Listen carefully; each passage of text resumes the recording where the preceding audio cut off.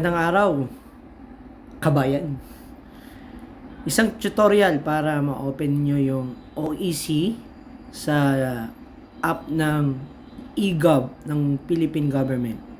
I-open lang po yung app using your fingerprint, face recognition, or password, or passcode.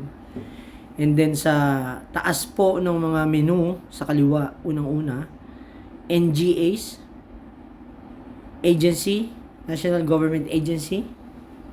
Hanapin lang po ang ating paboritong ahensya ng gobyerno ng mga OFW, ang DMW.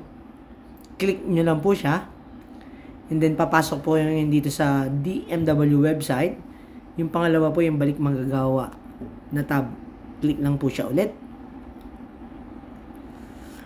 Kung ikaw ay meron ng existing contract dati, at same salary, hindi mo na kailangan mag-update. Diretso po siya. Lalabas po yung authentication successful. And then, this welcome tab, continue nyo lang po. Yung nasa kaliwa po, yung travel pass, click nyo lang po ulit.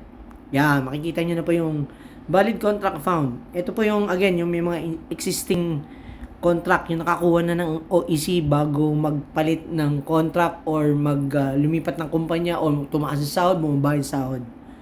And then, i-generate nyo lang po yung travel pass. Lalabas na po yung OEC nyo.